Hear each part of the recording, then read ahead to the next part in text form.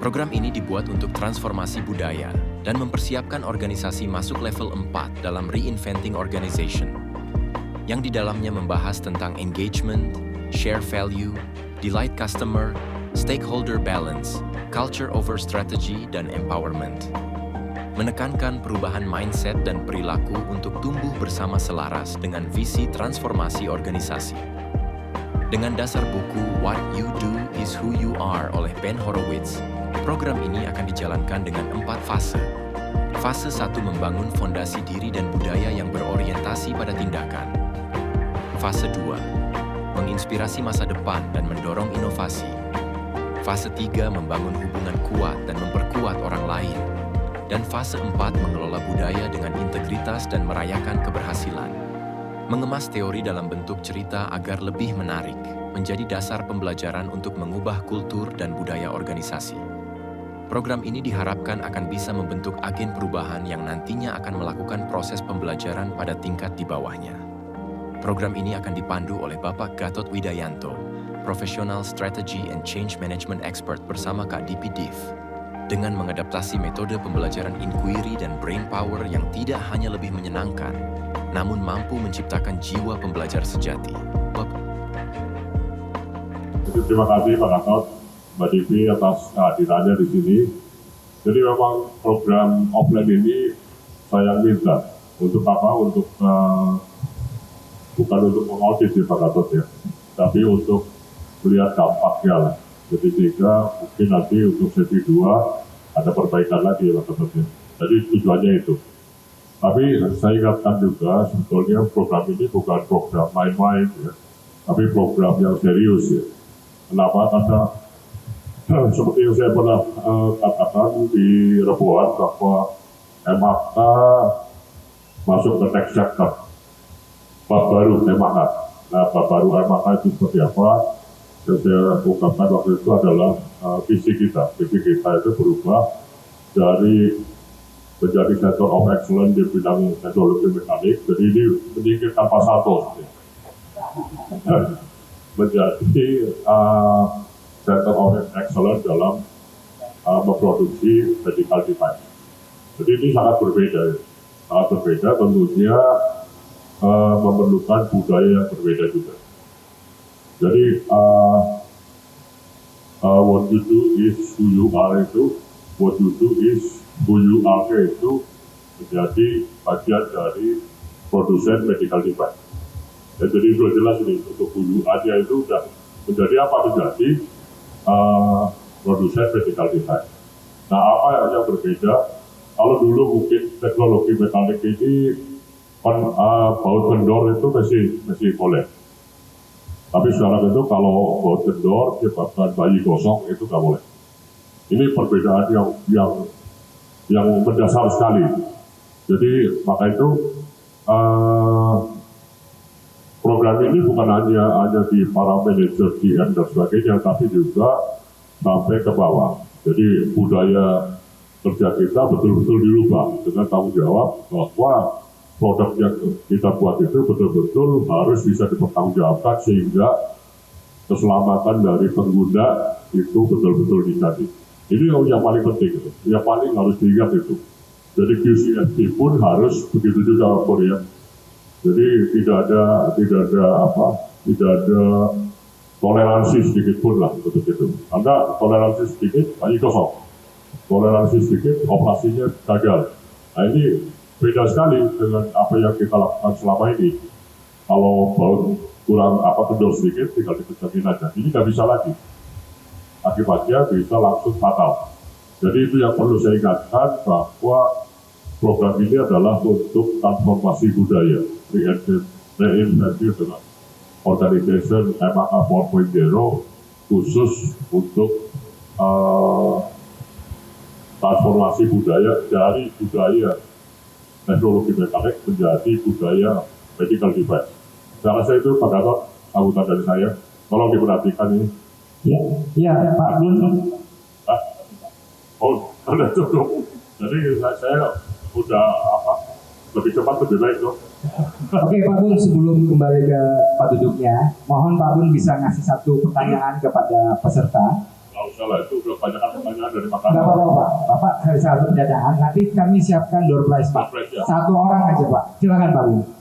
Jadi pertanyaan yang paling apa ya, kira-kira bisa dijawab oleh semuanya, tapi lebih cepat lebih baik kan. Yang berani ngomong Pak. Ya, dampak apa yang paling dirasakan setelah 4 sesi online? Bisa. Oke, bisa pertama kali ya. Ya udah, kamu jawab Kak. Silakan. Bisa. Baik, terima kasih. Dampak yang kelihatan sekali adalah if you on time, you late. Itu yang paling dapat di semua. Jika kamu tepat waktu, kamu juga sudah terlambat. Gimana? Jika kamu tepat waktu, kamu terlambat. Oh, itu Iya. doang gitu ya. Dan itu saya lihat di hampir semua plan Udah kapan ya? itu gitu. Udah ya? Iya. Jadi Jadi itu biasanya udah- kalau kita pagi itu ada jam 58 tuh masih ramai di luar. Sekarang 58 sudah tapi ya layak tour ya. Ya. Iya. Gitu. Ya, Terima kasih. nanti saya akan cek. Nah, benar nggak omonganmu itu? Iya benar, itu jual aku. Tapi jangan tepat waktu pulang. Nah, jadi tepat waktu pulang itu artinya korupsi gitu. Jadi tepat waktu datang sebelum waktunya itu on time, tapi pulang sebelum waktunya itu pulang sebelum jam kerja atau berhenti bekerja sebelum jam kerja itu apa? Jadi tambahnya itu kan, ya diperhatikan ini semuanya itu. Jadi langsung SP ya. Kalau berhenti kerja sebelum jamnya, SP langsung. Ya, oke, itu. Waduh, rakyat pedal lu. Ya itu rakyat pendel Pak, nanti buat latihan. Nanti saya bikin di lapangannya. Salaman dulu dong. Oke. Terima kasih Pak Gundoro. Selamat Pak Rizal. Oke. Sesi utamanya akan segera kita mulai. Silakan Kak Dipi dan Pak Gatot. Bismillahirrahmanirrahim. Assalamualaikum warahmatullahi wabarakatuh. Selamat siang semua Bapak Ibu. Suara saya kedengar jelas sampai di belakang? Aman, baik. Terima kasih. Kami senang sekali bisa hadir lagi di sini di MAK setelah tadi berkeliling ya Mas Gatot ya. Oke, yang pertama tadi sudah pembukaan dari Pak Untoro. Lalu kemudian kita lanjut, ini sedikit ada Mas Gatot yang akan bercerita lah begitu ya. Jadi di sesi berikutnya kami akan mintakan rekan-rekan di sini untuk sharing. Tapi karena ini adalah suatu kesempatan istimewa, jadi memang kita sudah memilih beberapa nama yang ini dipertimbangkan berdasarkan isunya worth it untuk didengarkan. Oke banget untuk kita dengarkan semua seperti apa. Karena sebelumnya kalau esai kan antara Mas dengan saya, Mbak dengan saya, atau dengan Mas Gatot. Nah sekarang kita coba dengarkan bersama-sama. Nanti nama-namanya akan dimintakan berikutnya. Kita lanjut ke berikutnya ke Mas Gatot dulu. Silakan Mas Gatot. Baik, Bapak Ibu sekalian, kan saya pernah iseng ya tahu kan lalu ya. Emangnya cuman agent of change aja yang harus bikin IC gitu ya. Saya iseng-iseng bikin IC ya. Saya nggak tahu, saya pengen tanya juga Bapak Ibu sekalian, teman-teman sempat baca nggak IC dari saya? Atau udah dibagiin belum Pak Ali? Udah. Ada yang baca nggak? Atau nggak sempat baca? Ada yang baca? Kopi, oke. Ada yang mau berbagi? Baik, terima kasih Pak atas kesempatannya. Kalau dari pandangan kami gitu ya, saya ini bahwa ada kadang-kadang ada sesuatu perubahan itu bisa dilakukan. Itu tidak selalu yang muluk-muluk gitu. Tetapi itu secara sederhana itu bisa dilakukan. Nah, tiba-tiba ada satu sudut gitu ya disediakan yang tadinya mungkin semua dilayani gitu ya, kemudian kita buat kopi bareng-bareng, kemudian di situ sambil ngopi bersama dan membicarakan apa yang dikerjakan gitu.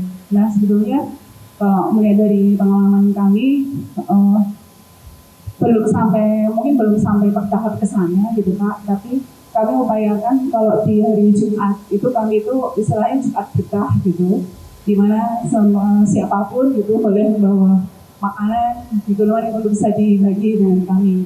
Biasanya di 15 menit pertama itu saya berbagi untuk menyampaikan terutama dari hasil Rabuan, itu dari yang disampaikan di Rabuan saya bagikan ke rekan-rekan. Kemudian berikutnya kami bersama-sama menikmati dari snack yang dibawa itu.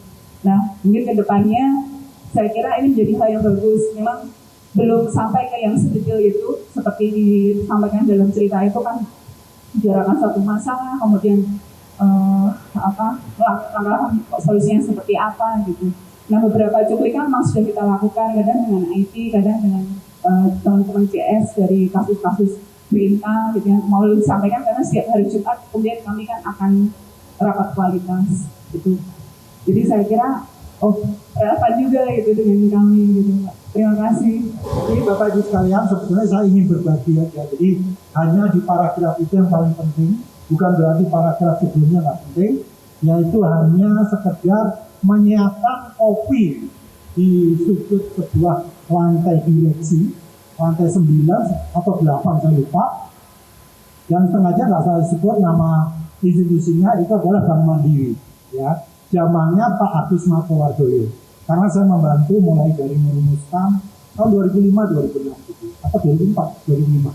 Nah, saya hanya ingin berbagi yang namanya perubahan itu mulai dari yang kecil seperti itu aja luar biasa dampaknya. Dan secara bisnis, Bank Mandiri itu dalam 1 tahun non-performing loan-nya itu langsung drop dari 25% menjadi hanya 10%. Ya, ini luar biasa sekali waktu itu. Dan sejak itu saya percaya bahwa culture itu ternyata dampaknya langsung ke performance. Dan saat itu tidak ada, belum banyak riset yang membuktikan itu. Ya, sekarang sudah banyak riset.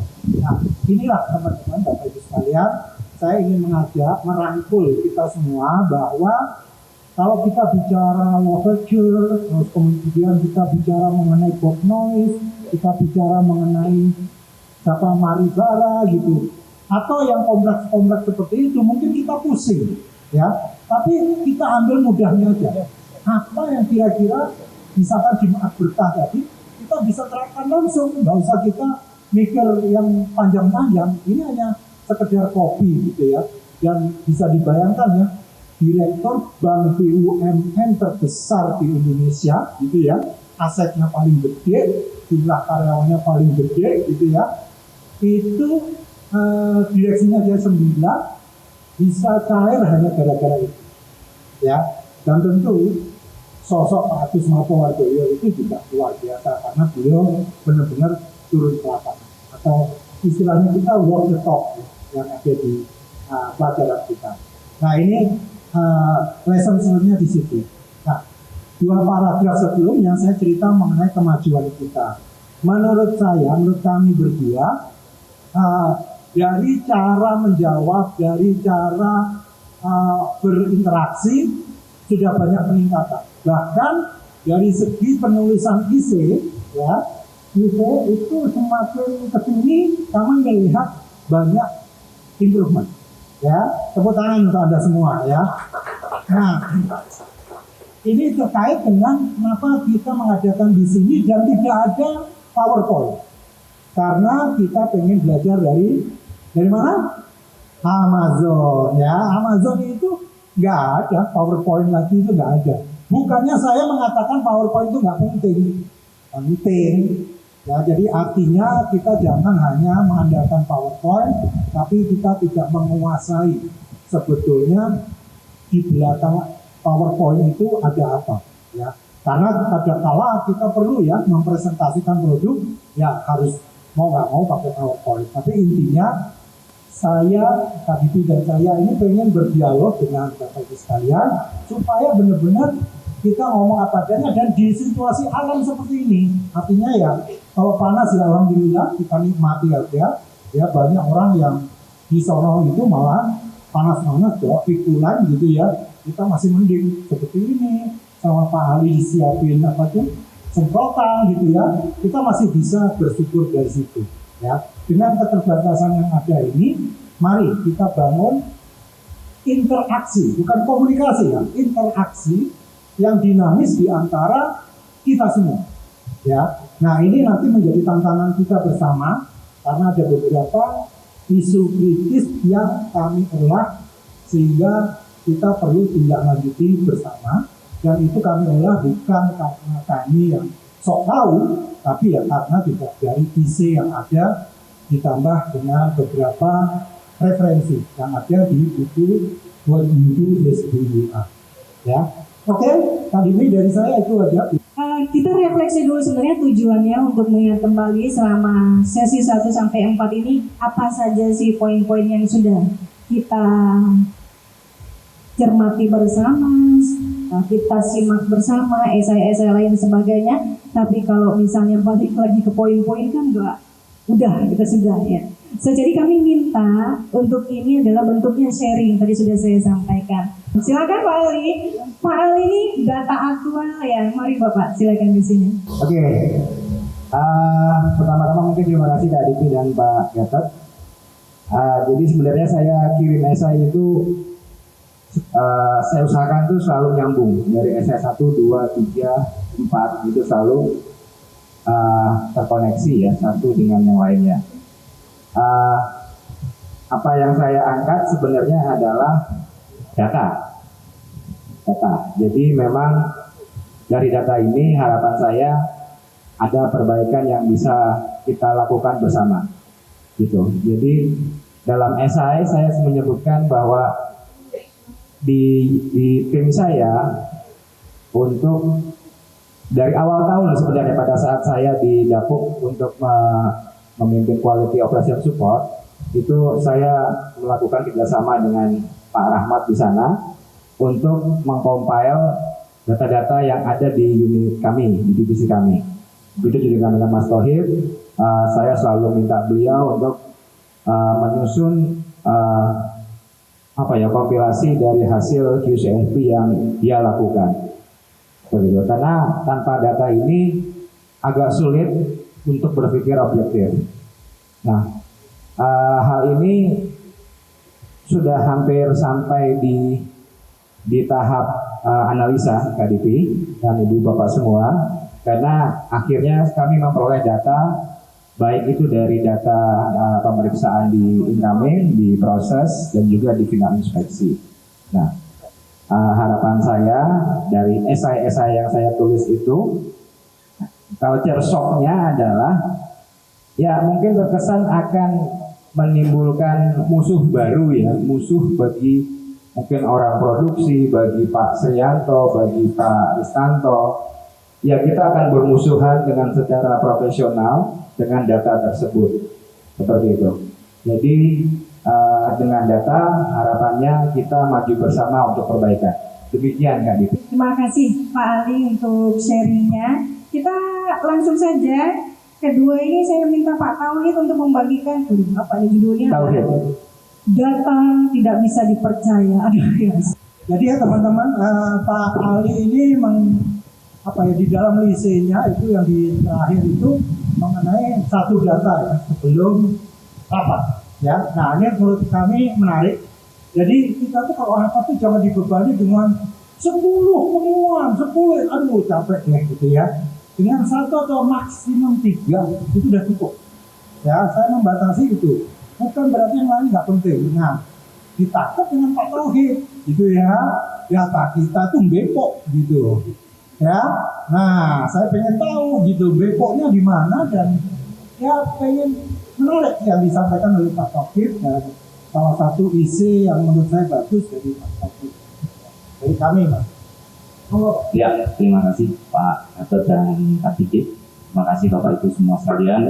Perkenankan saya menyampaikan kami lakukan di dalam unit kami, terutama di support and production bersama Pak Ali.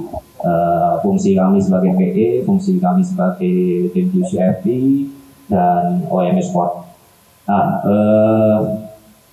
yang tadi disampaikan mengenai data, yang pertama disampaikan oleh Pak Ali, di mana kita ada yang tanda kutip dalam terkait Amazon, catatan tulis, kami sudah paparkan analisa kami di dalam resume QCFP yang memang sharing saat ini yang dilakukan melalui WhatsApp group berupa PDF, namun tidak menutup kemungkinan jika memang ada nanti alat sharing lain yang lebih bisa membuka untuk bapak-bapak dan teman-teman semuanya itu care terhadap catatan itu sehingga memperhatikan dan bisa dijalankan. Tentunya proses UCFD itu akan bisa berlangsung cepat dan tidak berulang-ulang.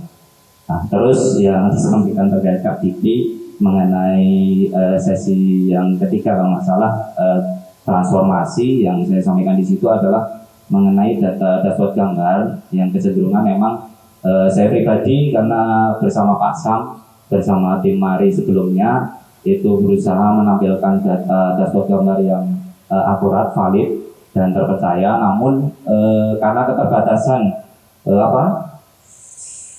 gambar itu dengan update-update-nya itu kecenderungan memang belum tersinkron, sehingga emang butuh PIC yang bisa benar-benar memastikan hard dengan soft desain 3D itu benar-benar sesuai, sehingga ketika ditampilkan ke dalam dashboard memang benar-benar bisa dipakai sebagai acuan ketika diproduksi, terutama dari tim AE maupun kita tim PE maupun tim UCFD ketika menganalisa data tersebut.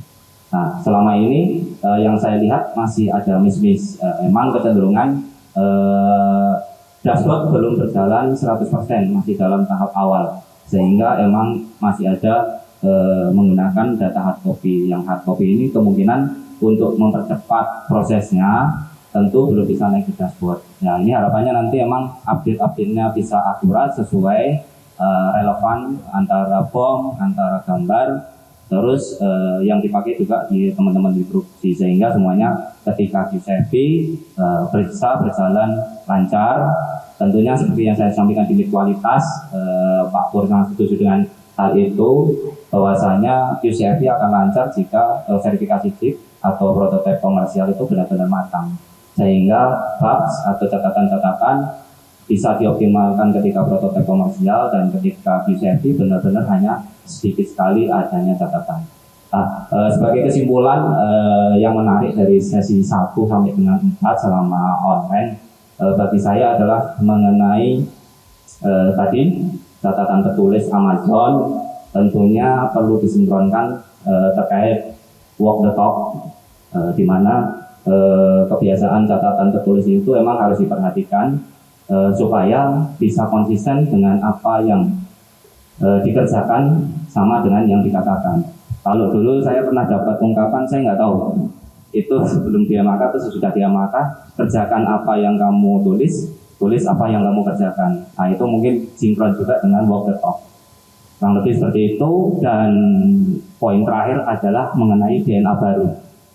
Mungkin tidak harus dari orang baru, tapi jika bisa muncul DNA baru dari bapak-bapak dan ibu-ibu semua yang hadir di sini sebagai AOC, nah, tentunya sangat bisa memungkinkan budaya baru yang lebih positif lagi di MAK untuk kejayaan MAK. Terima kasih.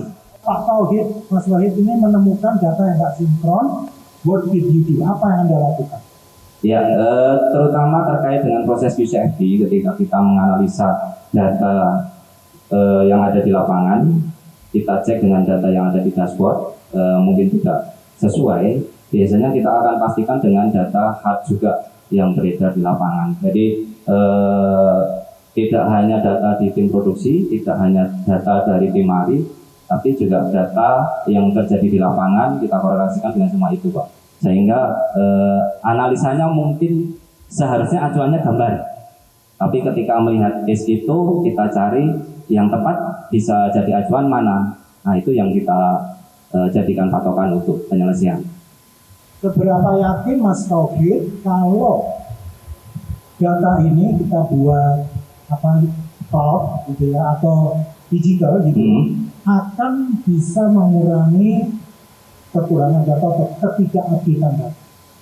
Iya, saya yakin sangat penting sekali ya Pak, karena emang acuan teman-teman di produksi bicara kalau bisa transformasi TRG ke Mark HE, di TRG itu untuk gambar benar-benar bisa jadi acuan, baik penampilan gambar maupun dimensinya maupun simbolasnya itu benar-benar diterapkan di tim EOP, timnya Pak Toto dan Twida. Nah, sementara di MAKP selama kami melakukan proses QCFD, terutama gambar simbolas itu belum seperti di TRG, sehingga kadang las yang dilakukan adalah sesuai dengan apa yang menjadi pengalaman teman-teman di HE, dan berdasar juga memang harusnya seperti ini. Ini karena HE disebut, saya pengen dengar juga.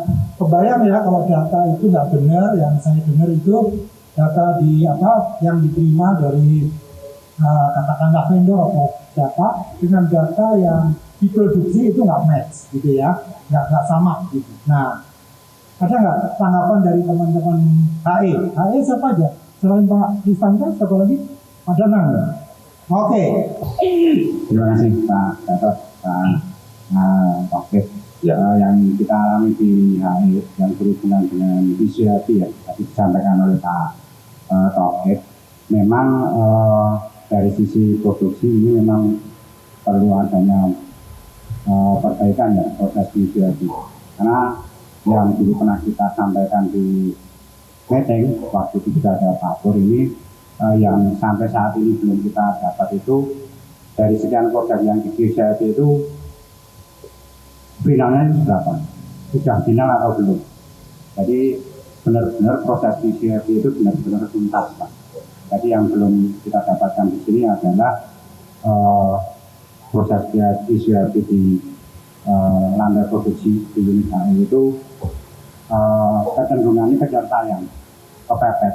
Jadi ketika memang produk itu mau dikirim itu VCRP berlebihan, sehingga istilahnya saya melihat kurang matang ya Pak Chandra ya. Jadi kalau ada barang yang mau dikirim pada prosesnya, terutama produk baru Pak, itu visualnya itu istilah saya berlebihan Pak.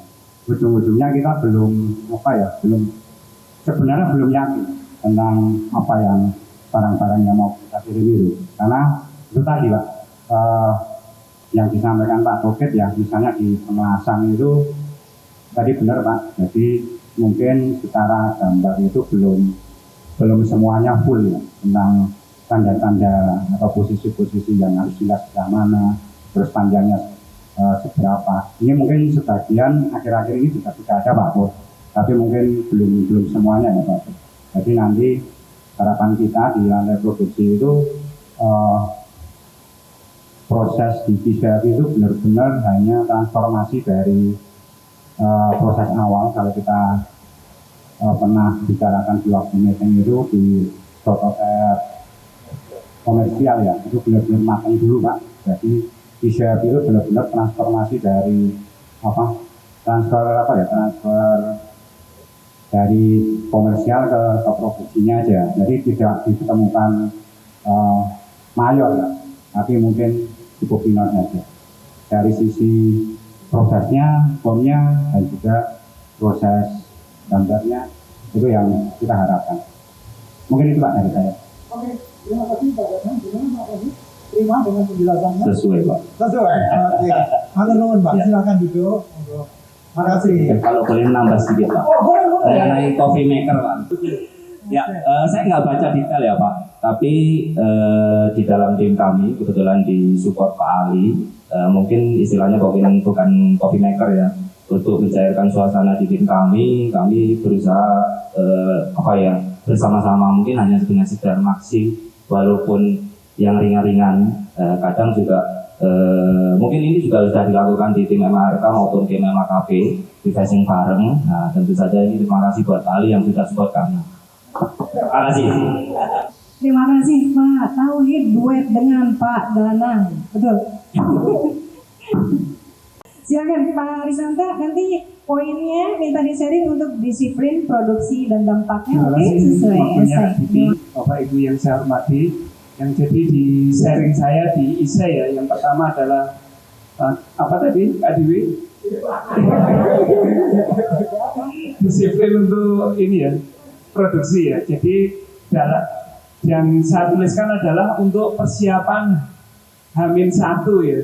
Jadi saya menuliskan di situ. Jadi pada saat produksi harapan kami dan angan-angan kami memang H-1 itu siap.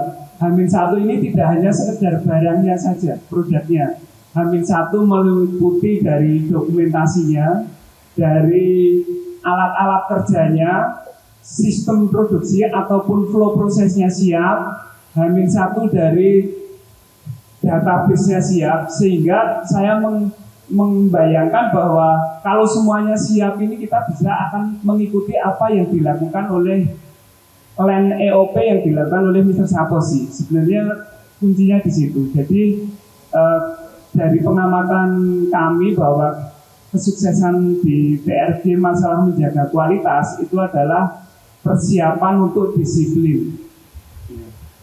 Nah, untuk itu ya saat ini kami bersama tim dan Pak Andre itu mempersiapkan bahwa untuk pekerjaan bulan depan saja kita sudah mencoba menghitungkan kita kira-kira apa yang menjadi masalah di situ. Dari database BOM-nya harus pastikan benar, mesinnya harus siap, sehingga di bulan berikutnya itu kita bisa memperhitungkan apakah kita dengan target demikian itu kita akan lembur atau tidak, waktunya cukup atau tidak. Sehingga kalau tidak cukup ya kita harus persiapan, kita ada skenario baru, apakah nanti memperbaiki prosesnya ataupun nanti bisa orangnya dibikin fleksibel. Kaitan itu di salah satu untuk menjaga kualitas tadi ya, apa yang disampaikan, menyambung yang disampaikan Pak Taufik dan Pak Danang, bahwa kalau semua berbiarkan pastinya kan kita juga tidak bisa menjamin terhadap kualitas. Kualitas yang penting bisa delivery. Berubah dari budaya project menjadi budaya manufaktur. Bedanya apa? Bahwa dengan budaya manufaktur itu ya memang semua terencana, terperinci dan kita siapkan. Mungkin saya kira ya, utamanya di situ ya Kak Diti ya. Mungkin ada lagi. Jadi ada pertanyaan? Ada tanggapan dari teman-teman? Oke, ini saya ingin sekali mudah-mudahan enggak apa. Kita mengatakan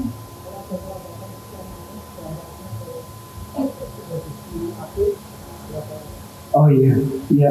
Ini kalau contohnya saja ya, misalnya kan prosesnya itu berurutan. Kalau nanti keterlambatan itu di awal, sehingga misalnya kita terlambat 1 jam saja, mungkin kita bisa akan lemburnya bisa sampai jam 8 malam. Ya, dari keterlambatan 1 jam. Kalau memang kita sudah menerapkan just in time. Nah untuk itu ya harapan kita memang sudah mulai sekarang ini. Dari KIPTING itu sudah H-1 siap. Kalau saat ini memang yang lebih fokusnya adalah sistem pendukungnya Pak. Sistem pendukung dalam artian saat ini tuh untuk barang jadi itu tidak hanya sekedar barang jadi, tapi kualitasnya juga sekarang dipisah oleh Pak Ali. Nanti barang jadi Pak Ali nggak setuju juga nggak bisa kirim. Jadi memang di situ selain tepat waktu dan perlu kolaborasi di antara divisi. Oke, yang terakhir.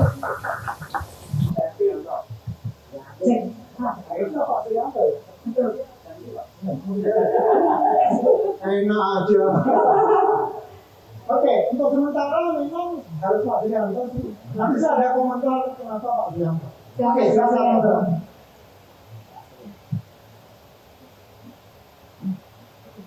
Supply chain ya. Silakan. Saya udah seneng mau diganti. Ya, terima kasih. Selamat siang Bapak Ibu semuanya. Ada kata kunci yang punya saya enggak Kak Dipi? Kata kunci dari yang punya saya enggak? Kata kunci. Iya. Supply chain. Oke. Jadi saya mencoba melihat tugas saya dulu Pak, saya di supply chain. Tugas saya adalah menjamin rantai pasok dari awal sampai akhir itu bisa lengkap atau terjamin. Artinya rantai pasok itu yang bagaimana adalah dari order masuk kita rencanakan, kemudian pengadaan yang tepat, kemudian juga inventory yang tepat juga, sampai dengan jaminan ke produksi, kelengkapan untuk siap dikerjakan oleh tim produksi, dan endingnya adalah rantai pasok sampai ke customer. Itu adalah tugas saya dan di tim saya. Nah, saya mencoba menyambungkan dari pelatihan PIS yang dulu Pak Gatot, bahwa saya waktu itu masih ingat tim saya adalah ada Pak Harto, ada Pak Anggit juga waktu itu, adalah komitmen gitu. Nah, karena saya di rantai pasok ya Pak ya, terutama di incoming, perubahan apa yang kita kerjakan waktu itu adalah bagaimana incoming itu bisa tepat jumlah dan tepat waktu. Nah, kalau tepat jumlahnya waktu itu kita mau buat shocking rule gitu, kalau kirim ya harus 100%. Karena kalau tidak 100% itu bikin pusing. Pusingnya ada di penyuplai dan pusingnya juga ada di HE gitu. Bayangkan kalau yang nggak komplit itu cuma 1 atau 2, WIP-nya itu terkadang 20 varian, semuanya nggak komplit, kalau itu sudah bikin pusing kepala. Nah, itu ternyata dari komitmen teman-teman waktu pelatihan di situ ternyata bisa terrealisasi Pak. Setelah tepat jumlah, nah tepat waktu itu shocking rule-nya adalah ketepatan itu kita munculkan di rapat terbuat ya. Mungkin ada yang bertanya-tanya, data kayak gitu ditampilkan buat apa ya? Itu kan menilai orang lain gitu. Tapi tujuan kita sebenarnya bukan itu. Karena ternyata di rebuan itu yang berhasil 100% kita berikan apresiasi berupa ucapan terima kasih. Ternyata dari terima kasih ini teman-teman juga berlomba-lomba bagaimana saling berprestasi, bisa 100% dan lain-lain. Artinya dari incoming ini saat ini sudah ada perubahan Pak Gatot, bisa tepat jumlah dan juga tepat waktu. Nah, yang kedua ini saya menyoroti terkait dengan zero defect. Bagaimana kita bertransformasi ke industri medical device yang mana urusannya adalah tidak lagi dengan teknologi lagi, tidak hanya terkait dengan teknologi lagi, tapi terkait dengan bagaimana kita bisa melahirkan dan memproduksi produk-produk yang aman buat pasien. Nah, ini tentunya dari tepat jumlah, tepat waktu, kita ikuti harus dengan tepat kualitas. Karena kalau ini tidak diwujudkan ya nanti kemungkinan tidak akan bertahan lama, karena kualitas itu kan aset jangka panjang yang akan dirasakan oleh customer gitu. Nah, ini tidak bisa dilakukan sendiri dengan budaya gotong royong mempertahankan yang sudah bisa kita lakukan. Dalam ini ada budaya gotong royong yang sangat kuat gitu. Mulai dari apa? Yang pertama adalah mulai dari mendevelop produk, harus diikuti tahapannya dengan baik. Dari mungkin mendevelop sampai dengan harapan kami yang diproduksi itu QCF itu yang memang sudah siap produksi massal, itu sudah tidak ada masalah. Nah, kemungkinan yang saya soroti di IC itu ketika memang produk baru itu belum siap untuk diproduksi massal, ya kita harus berani katakan ke marketing bahwa produk kita itu belum siap diproduksi. Yang dikhawatirkan Pak Danang tadi, sing garap wae ora pede, apalagi yang beli gitu. Itu nyata itu. Sehingga kalau memang belum siap, ya mari kita katakan belum siap, produk saya belum siap dijual, walaupun mungkin sudah naik ke katalog gitu. Daripada nanti kualitas itu kita korbankan. Nah, gotong royong yang berikutnya mulai mendevelop, kemudian incoming juga harus tidak hanya tepat jumlah dan tepat waktu, tapi harus tepat kualitas.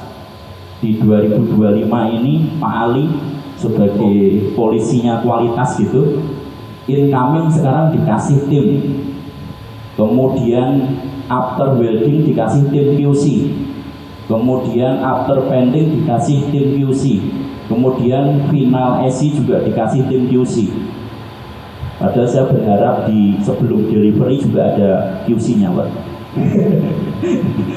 Biar tidak ada percaya lagi barang kardusnya bolong kok dikirim gitu kan. Kadang Pak Ali nggak percaya tuh. Padahal kita kirimnya selalu bagus. Nah, sehingga ini adalah perubahan budaya yang benar-benar menuju ke industri yang tadi yang kita sampaikan. Nah, untuk yang berikutnya setelah incoming, tentu saja dilakukan proses yang benar juga, proses yang produksi yang benar, mengikuti Pak Andri selalu menekankan yang dipegang itu adalah gambar. Kalau nggak ada di gambar ya jangan dipasang, jangan minta reservasi dan lain-lain. Itu sudah cukup kuat buat kita. Walaupun kadang gambarnya ada yang keliru, kita akui ya, kita ada yang tidak boleh dispensif ya Pak ya, kita akui. Nah, yang berikutnya terkait dengan delivery Pak. Antara kualitas dan delivery itu kadang memang sesuatu yang boleh dibilang kadang sok bertentangan gitu loh. Apalagi kalau produknya itu memang belum siap, sebenarnya khusus produk-produk baru ya yang belum siap 100% gitu. Di satu sisi diproduksi masih QCFI belum selesai, masih ada ketidaksesuaian BOM, kemudian tidak kesesuaian gambar, kita dipaksa oleh marketing. Marketing itu kalau nggak segera dikirim ini kena penalti, kena ini image-nya tidak bagus. Padahal kalau produknya jelek, image-nya semakin tidak bagus itu. Nah ini yang dibutuhkan adalah budaya gotong royong tadi. Kalau kita produknya baru belum siap ya kita sampaikan. Kalau produknya belum siap ya marketing legowo untuk tidak jual, walaupun dikejar target oleh Pak Bu, kan bisa jual yang lain. Walaupun nggak semudah itu ya Pak ya jualan itu. Saya kira itu. Terus kemudian saya juga sepakat dengan diri saya sendiri, bukan sepakat dengan Pak Ali, bahwa saya tidak akan mengkompromikan terkait dengan kualitas. Silahkan Pak Ali, ketika tidak layak, tidak dikeluarkan. Tetapi kami yang setuju adalah mengkompromikan solusi dari ketidaklolosan itu. Apa sih solusinya ini? Contohnya yang terakhir yang belum lama ini adalah top table. Top table MAKP ini kebutuhannya cukup banyak, gawe ini juga cukup sulit, dan mungkin secara tool moldingnya juga memang belum siap untuk menghasilkan komponen yang excellent gitu, sehingga harus butuh sentuhan tangan yang cukup banyak gitu Pak Gatot. Nah itu pasti saya sudah menduga kalau masuk itu sama timnya Pak Ali pasti ditolak. Terakhir 5 itu cuma diterima 1 Pak. Saya nggak pernah kompromi ke Pak Ali, Pak buat dilolosin Pak ini setelah kirim. Saya biasanya ambil Pak Ali atau kita bertiga sama Pak Ali, Pak ayo turun kita diskusikan. Ini solusinya apa gitu? Jangan hanya ditolak tapi tidak memberikan solusi gitu. Itu namanya kita bunuh diri. Apa iya produk yang sudah naik e-katalog iya kita cukup wes lah kena di tompo wes kita nggak usah ngirim aja ya, tanpa solusi. Nah itu bunuh diri menurut saya gitu. Sehingga saya nggak pernah mengkompromikan terkait dengan kualitas dan delivery itu adalah terkait mutunya, tapi ayo kita cari solusinya kalau tidak lolos. Jadi saya cukup Pak. Oke, baik. Terima kasih. Pak Sri sebelum duduk, pertama saya pengen teman-teman menanggapi mengenai polisi kualitas, ya. Benar nggak sih Pak Ali itu polisi kualitas? Polisi kualitasnya kita semua Pak. Karena Pak Ali saja tidak cukup sebenarnya. Oke. Ya ini masalah terminologi ya. Apakah kita berpikiran bahwa seorang polisi kualitas itu akan benar-benar bekerja untuk kita? Hah? Pasti ya? Benar ya? Apakah kita bahagia dengan adanya polisi kualitas? Hah? Bahagia. Bagaimana kalau tanpa polisi kualitas? Lebih bahagia tapi sedih Pak. Itu tadi Rizal salah itu ada soal kehadiran tapi soal delivery juga legal.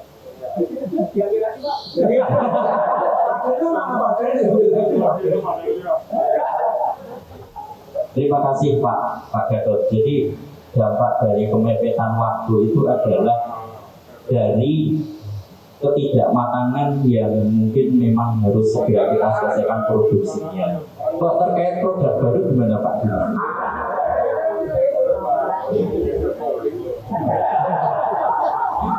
Apa Pak Sri?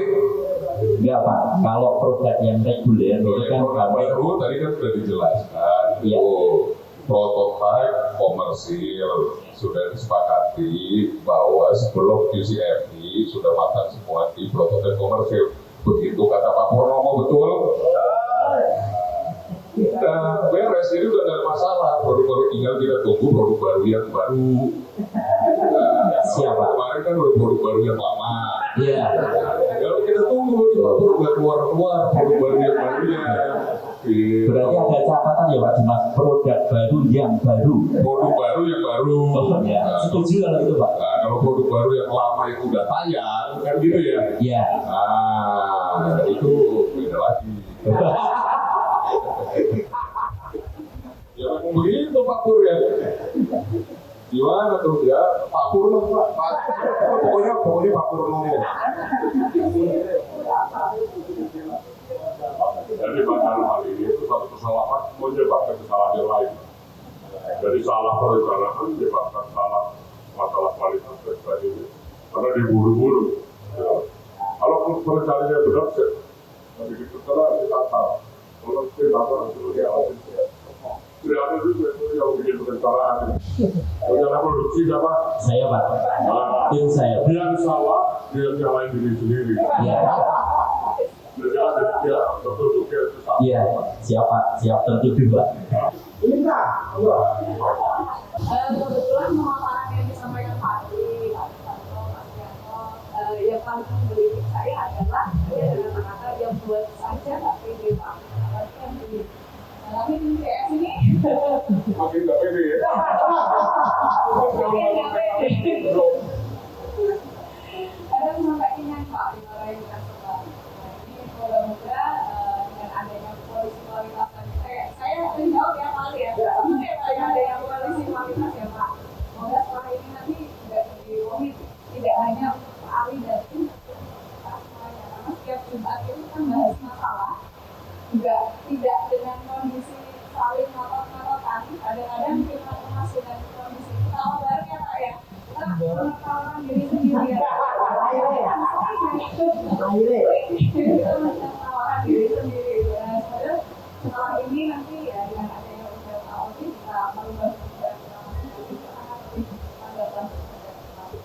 Jadi tidak hanya sebagai polisi tapi juga mencari solusi.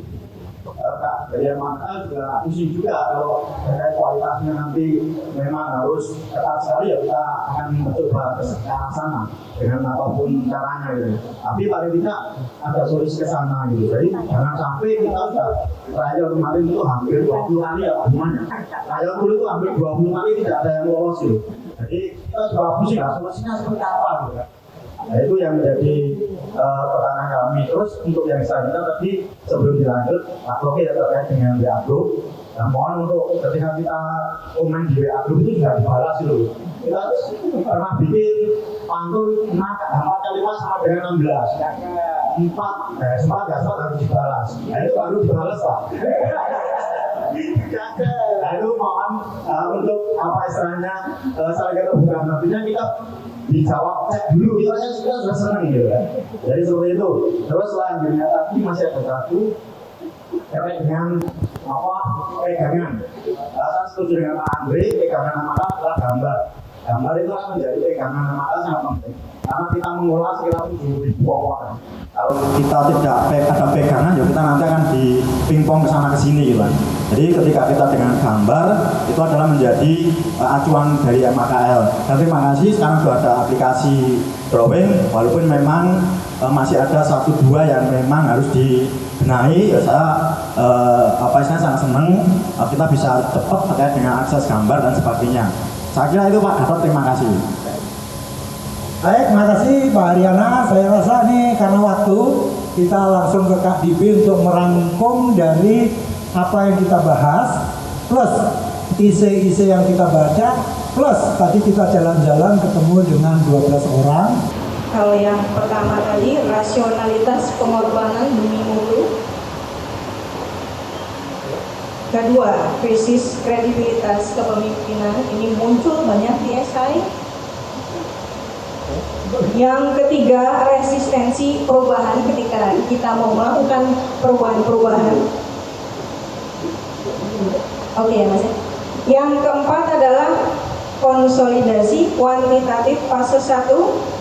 Ini arahnya ke arah bahwa tidak cukup punya kualitatif.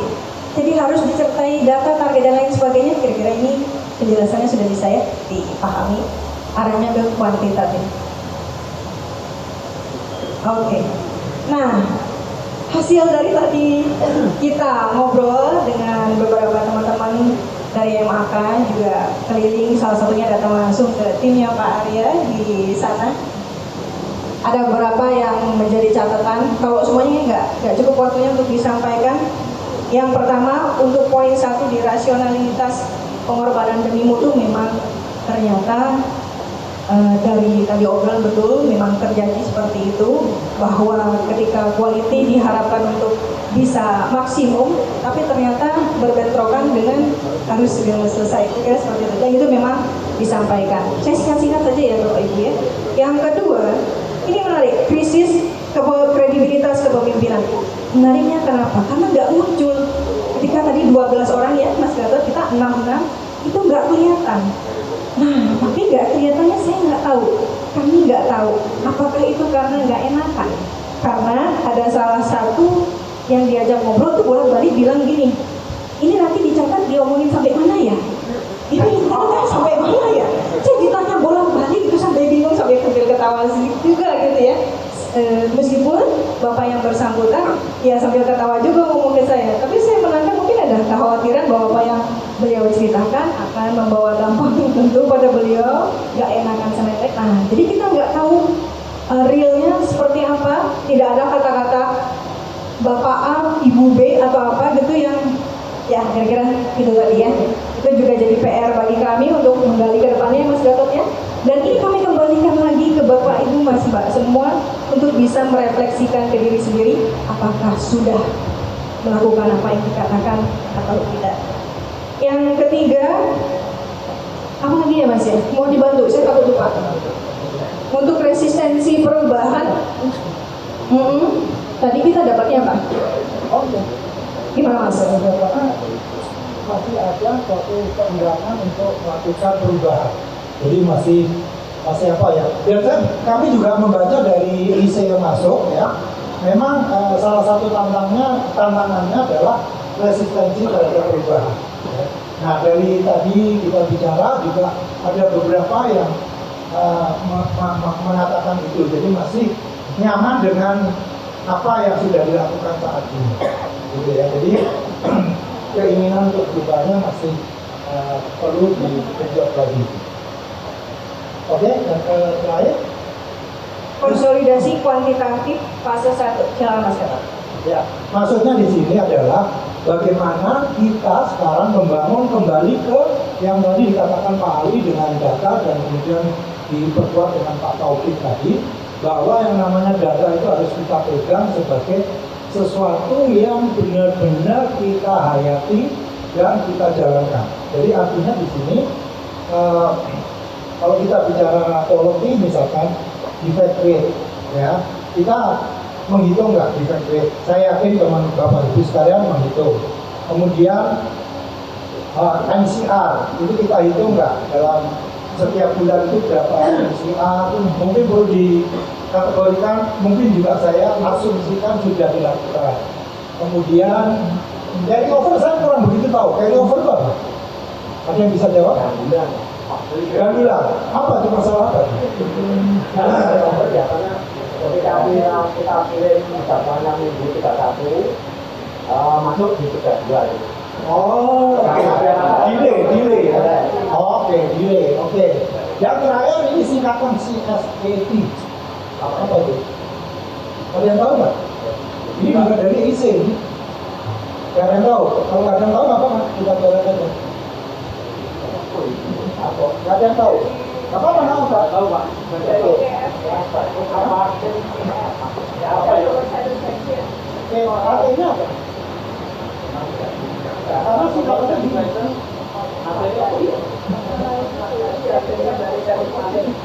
oh, oke. Jadi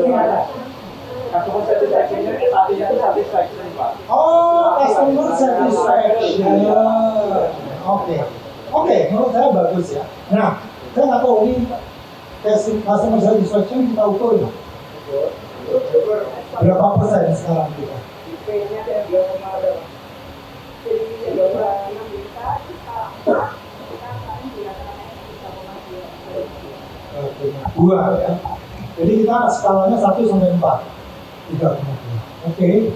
3,2. Oh, masih 0,8 ya. Masih cukup banyak ya.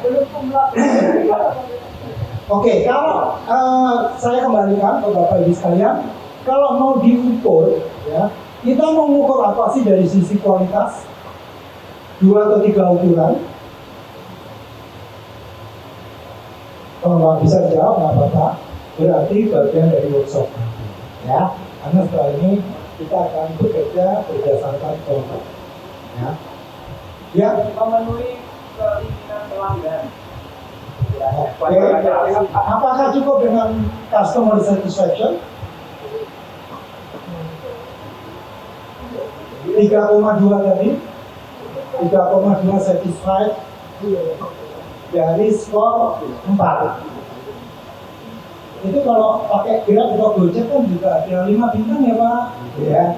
Nah kita ini bintangnya 3,2 dari 4. Bagus atau tidak sih? Tidak ada keluar. Tidak ada keluar. Oh, oke, tidak ada keluar ya. No complaint ya. Oke. Dulu waktu saya di Citibank ya, saya pernah 5 tahun di Citibank. Salah satu matriksnya itu adalah PIR. PIR itu problem incident rate, jumlah customer yang komplain dibanding jumlah customer. Ya. Nah, kemudian setelah itu kita bagi-bagi lagi dari problem itu yang benar-benar kita tidak bisa menyelesaikan berapa persen kita bisa selesaikan. Nah, kita perlu nggak seperti itu? Jumlah problem dibanding jumlah bed atau jumlah produk atau STB itu apa itu valen atau apalah seperti itu. Sudah dilakukan? Sudah. Oke, itu setiap produk ada. Oke, kalau ini berarti nanti kita bahas di dalam kelompok kita masing-masing. Ini terinspirasi dengan film Star Wars ya. Di Star Wars itu ada istilah warp speed. Jadi warp speed itu semacam suatu ramalan bahwa yang berdasarkan data yang namanya kecepatan kendaraan itu setiap 100 tahun sekali akan kecepatannya itu 2 atau 3 kali lebih cepat. Ya, jadi dengan akhirnya waktu dia akan lebih cepat. Nah, kita akan melakukan warp speed itu untuk kita, ya. Anggap aja ini kayak roket atau apalah gitu ya. Yang mana kita akan memproses ini. Jadi bola ini adalah sesuatu yang akan kita proses, ya. Nah, setiap yang ada di ruangan ini, yang peserta ini, OT ini, wajib untuk menyentuh bola ini 1 kali, minimum. Mau 2 kali, 3 kali, 1000 kali, silakan. Mau dihitung juga nggak apa-apa, ya. Jadi permainannya sesederhana itu. Aturannya sederhana juga. Tidak boleh kalau menyerahkan bola ini setelah menyentuh, misalnya Pak Buman ya, Pak Buman yang menyentuh pertama gitu ya, nggak boleh ke Pak Arya. Ya, misalkan sentuh gitu ya, ke Pak Arya nggak boleh. Tapi ke Pak Aryana boleh. Ke belakangnya ke Pak Surana boleh juga. Ke Pak Hernomo boleh, ya. Aturannya cuma itu, ya. Oke. Ada pertanyaan, kita akan langsung karena kita langsung punya stopwatch. Ada yang bisa panitia begitu. Ini bisa bantu dengan stopwatch. Sorry saya, HP saya. Stopwatch. Nanti kita mulai. Ini bisa. Oh bisa. Kenapa pakai stopwatch? Oke, kita ini cuma ice breaking tapi banyak lesson learned di sini. Bisa? Oke.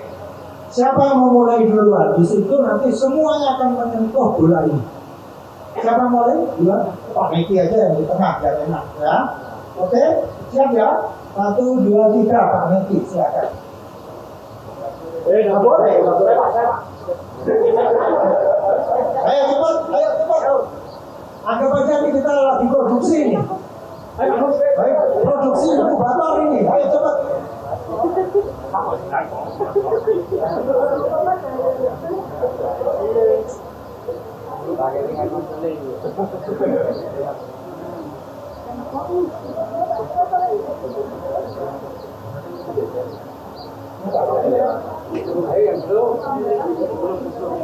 Belum.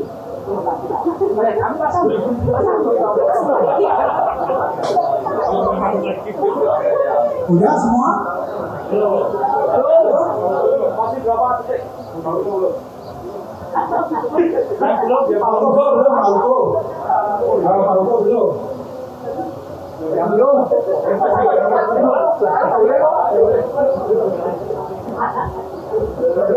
Siapa yang belum?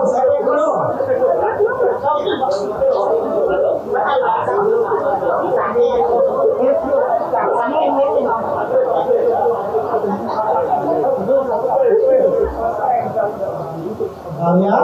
Siapa yang belum? Acung yang belum? Ya, oke. Berapa? 1 menit 29 detik. Ya, 1 menit 29 detik. Nanti saya catat di sini. Pertanyaannya, bisa lebih cepat nggak? Oke. Idenya apa kalau lebih cepat? Oke, maju ke sini jelasin ke semuanya apa aturan barunya. Sini Pak. Bisa mendekat semua atau urut ke sana gitu. Tapi dilatih nanti balik gitu. Ya balik situ. Di arah itu atau seperti ini juga bisa. Jadi satu-satu itu nanti langsung balik latih ke depan. Jadi yang benar yang mana?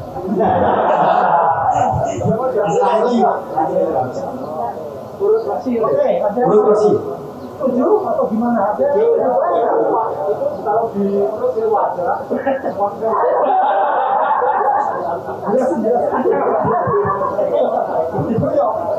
Teman-teman ya, jadi bolanya tadi taruh sini aja, semuanya maju. Satu-satu gitu Pak. Saya itu langsung pergi.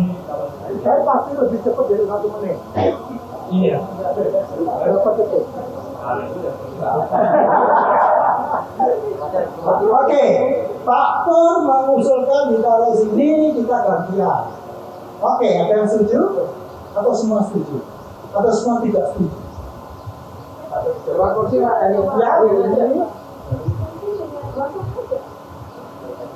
Mungkin dengan cara kerjasama dan proaktif Pak. Jadi dari yang mau nangkep setelah misalnya saya ada peluang ke Pak Adi, Pak Asri, Pak Tauhid itu sudah langsung saling mengingatkan, oh Pak Adi yang belum atau siapa yang belum gitu. Tapi tadi kebetulan Pak Pur mau ditaruh sini, jangan tidak menyalahi. Ya. Tidak menyalahi bisa karena diatur ya Pak ya. Tapi dari sana. Setuju nggak? Kalau itu mungkin nanti agak konflik ya Pak. Agak konflik, gimana Pak? Benar nggak? Maju langsung itu orang misalnya Pak. Kawan-kawan mundur, pulang lagi gitu. Gitu. Nah, ini ada 2 pendapat yang oke, jadi gimana Pak? Kalau memang Pak Pur yakin, jelaskan di sini. Anggap semua ini anggota tim Anda semua. Oke teman-teman ya, nanti bola tapi tidak semeja Pak. Dan mereka ada jongkok gitu, langsung maju mungkin 20 orang, langsung maju. Pegang bareng-bareng.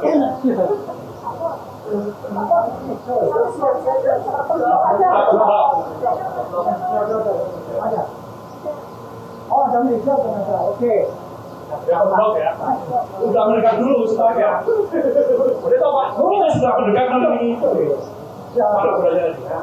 Teman-teman maju yang Maju semua, maju. Ayo, maju.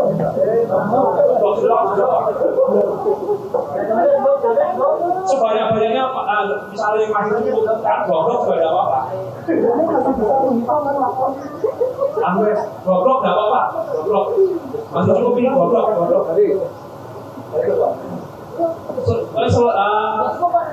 Secukupnya tangan bisa bentuk ini. Iya, bareng lah. Langsung bareng kan tidak apa-apa. Boleh. Nah, iya. Berikutnya siapa di belakang ya? Ganti ya, wes berarti.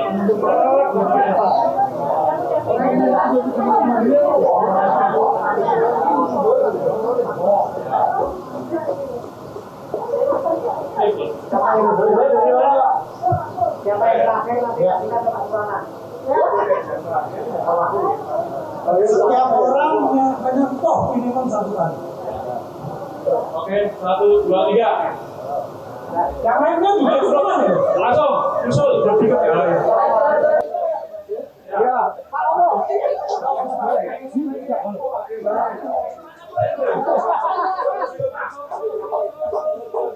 Terus.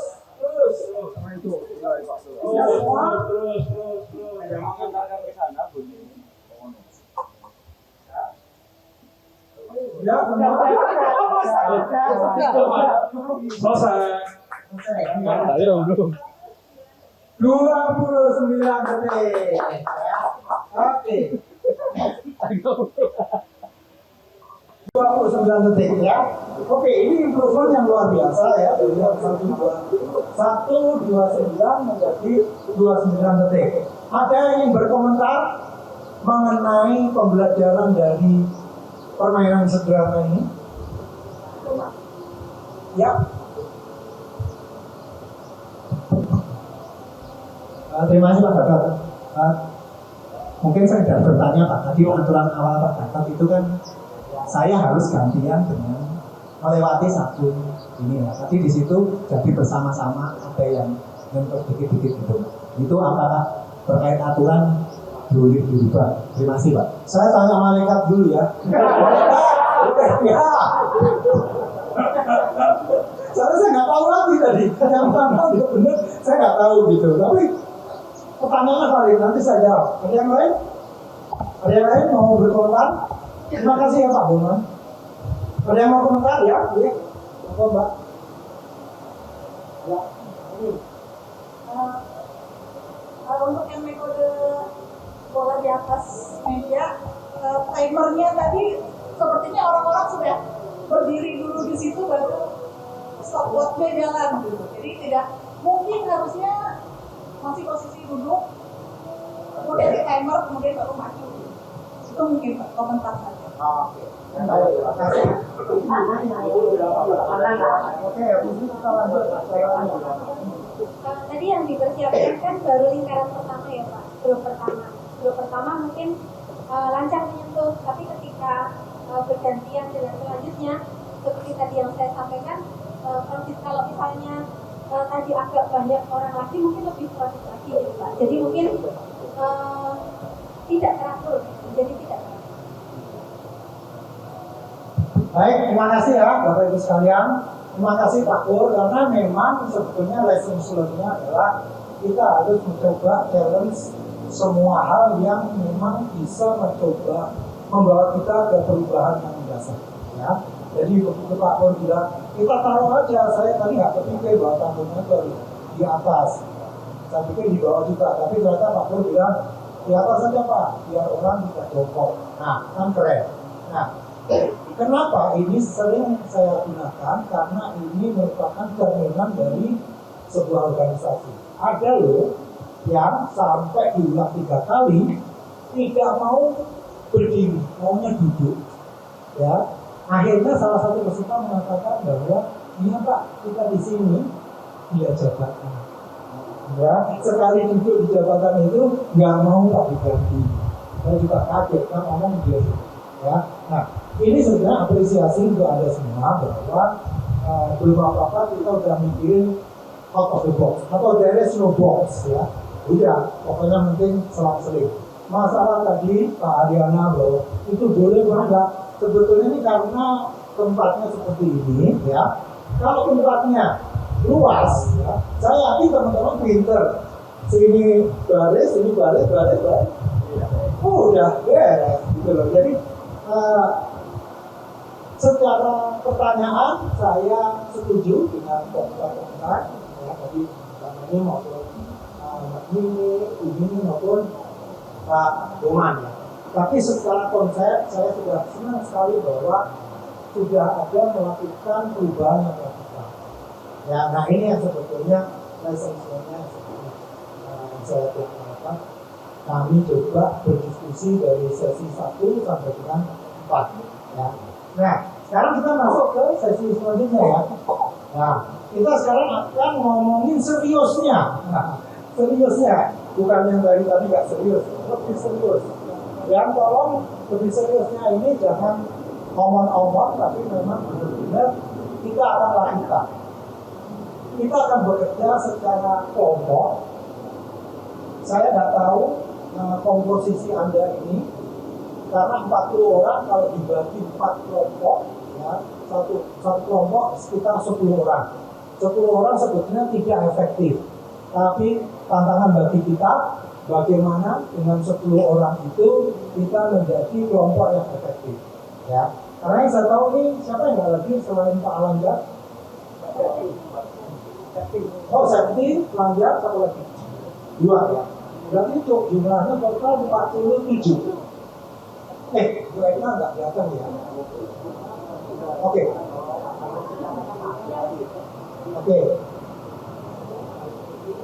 Pak Ali, saya perlu bantuan. Ini. Atau Pak Andre, siapapun lah ya. Ini kalau ada 4 isu ini ya. Ya Pak Andre ya.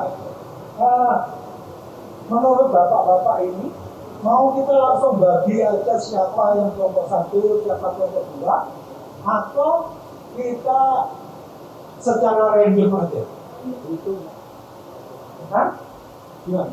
Dibagi aja ya. Benar, Pak Andre gimana? Kalau menurut saya dibagi aja. Dibagi, oke. Silakan. Kalau gitu Pak Andre silakan sama Pak Ali ya, maksudnya kasih masukan siapa saja yang dirasionalitas pengorbanan demi mutu. Maksudnya kelompok aja ya. 1, 2, 3, 4, 4. Langsung ini.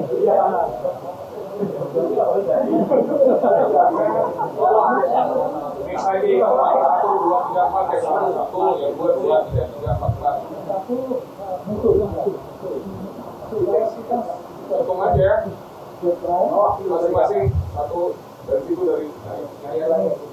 Dan itu 1, 2, 3, 4, 1, 2, 3, 4. Diingat-ingat. Yang tadi dari kelompok 1, 2 dari kelompok 2. Oke. Mulai dengan banyak ini tadi. Oke. Oke, maksud saya. 1, 3, 1, 2,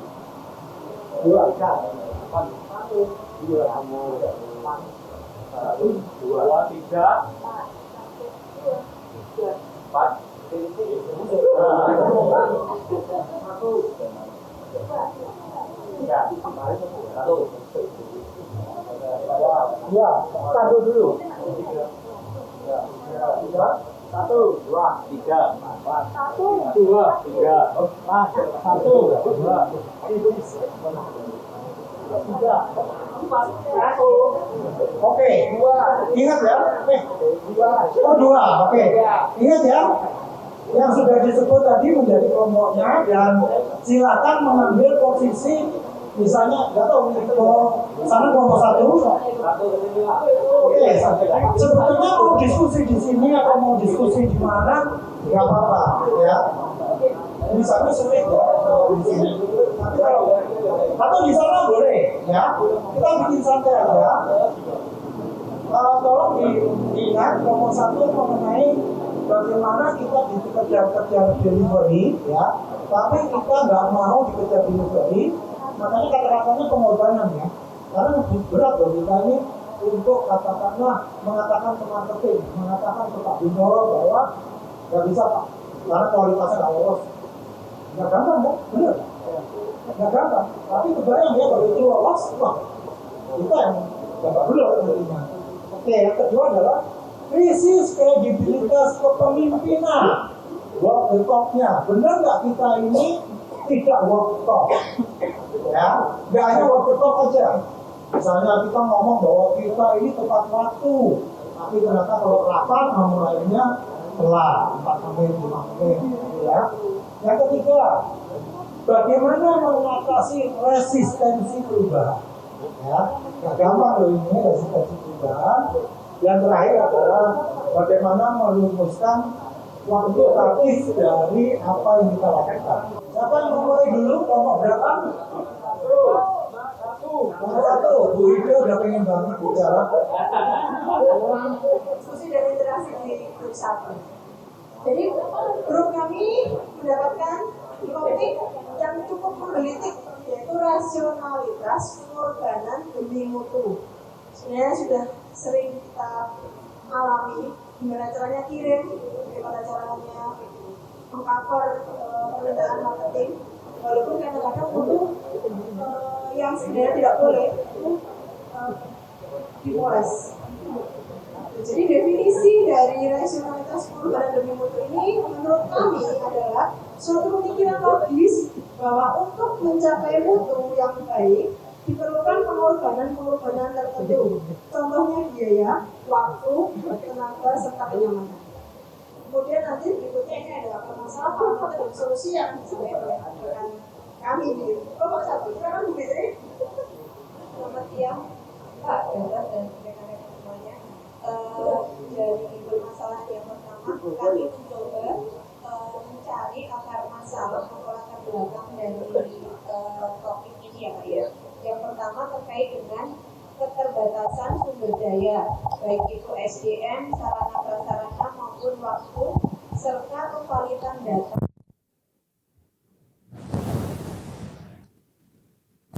Konflik kepentingan antara pengiriman dan kualitas. Lalu yang ketiga adalah kurangnya kesadaran terhadap mutu.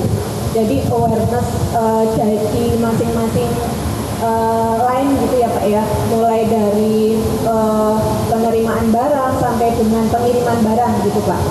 Kemudian yang terakhir adalah tuntutan persaingan pasar, baik dari segi harga, kualitas maupun delivery-nya. Kemudian kita mencoba mengukur parameternya ya. Parameter dari topik ini adalah bagaimana menganalisa antara ketepatan pengiriman dan potensi komplain secara kuantitatif seperti itu Pak. Untuk selanjutnya akan disampaikan Mbak Neni terkait dengan solusi dari permasalahan tersebut.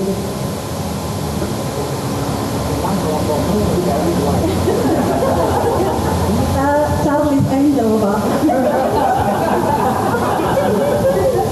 Oke, selamat siang rekan-rekan sekalian. Saya akan menjelaskan mengenai solusi yang sudah kita rumuskan bersama-sama dari tim 1. Yang pertama adalah solusi terkait keterbatasan sumber daya. Keterbatasan sumber daya ini bisa terkait SDM, sarana prasarana maupun waktu. Yang pertama adalah proses QCFP harus dijalankan secara tuntas. Tuntas dalam hal ini berarti dari secara kualitas maupun secara gambar, BOM dan lain-lain harus sudah fix sehingga nantinya pada saat Mas Pro tidak ada permasalahan lagi terkait desain. Kemudian yang kedua adalah perencanaan sumber daya secara efektif dan efisien. Untuk diproduksi harus ada perencanaan sumber daya, berapa orangnya, berapa di mesin mana, waktunya, dan lain-lain. Kemudian kalau misalnya memungkinkan dilakukan otomatisasi, mungkin bisa bekerja sama dengan IT untuk membuatkan sarananya. Kemudian untuk permasalahan yang kedua, konflik kepentingan pengiriman dan kualitas barang.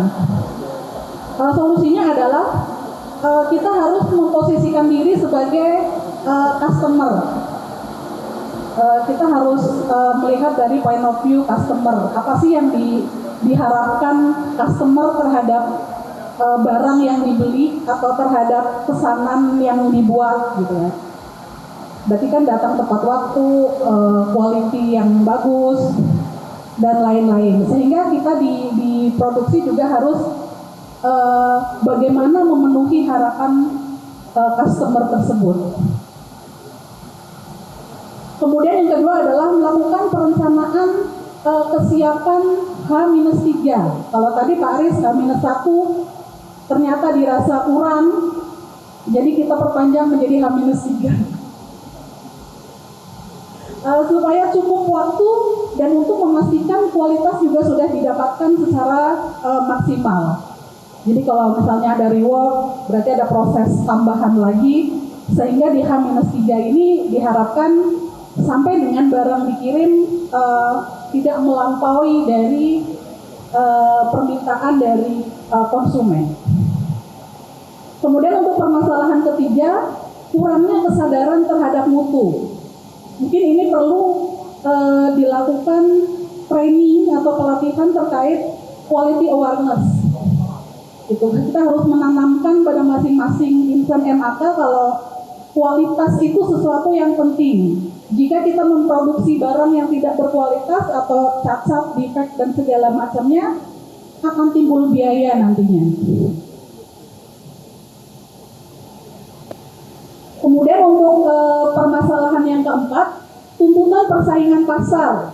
Ini mungkin bisa berdasarkan harga, kemudian kualitas maupun delivery dari kompetitor-kompetitor kita. Solusinya adalah membangun loyalitas konsumen pada MAK, salah satunya pelayanan after sale service.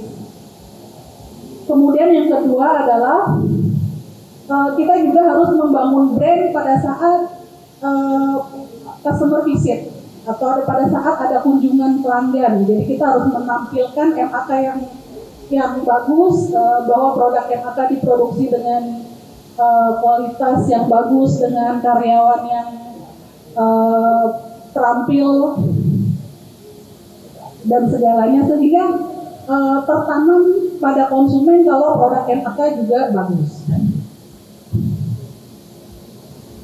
Kemudian juga meyakinkan konsumen terkait dengan pengujian produk kita sudah lolos uji, kemudian diproduksi dengan standar yang betul, dengan standar yang benar, dengan tersertifikasinya CPAKB, kemudian distribusi yang baik dengan CDAKB, dan juga sertifikasi ISO yang kita punya.